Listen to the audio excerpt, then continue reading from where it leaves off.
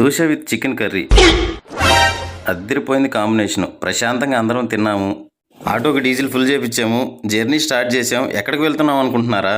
నెల్లూరండి. వచ్చేసాము. ఆటోకి speaker set చేపిద్దామని 150 kilometre నుండి వచ్చాము. ట్రైల్ వేశారు. మా వాడికి స్పీకర్ సెట్ బాగా నచ్చింది. తీసుకున్నాము. బిగిస్తున్నారు. ఈవినింగ్ 5 అవుతుంది. ఫుల్ ఆకలి అవుతుంది. ఎవరూ ఏం తినలేదు.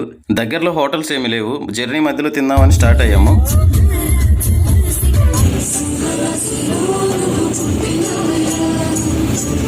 ఈడు ఆకలికి తట్టుకోలేక ఆటోలోనే కూర్చొని ఫుల్గా డ్యాన్స్ వేస్తున్నాడు. వర్షం స్టార్ట్ అయింది. ఒక డాబా దగ్గర ఆగాము. అందరూ వాళ్ళకి నచ్చిన ఫుడ్ ఆర్డర్ చెప్పుకున్నారు.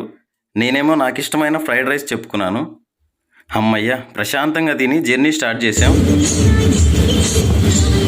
అలా సాంగ్స్ వింటూ డీజిల్ కొట్టించుకొని లైట్ వర్షంలో సాంగ్స్ వింటూ వస్తుంటే జర్నీ అద్దరిపోయింది.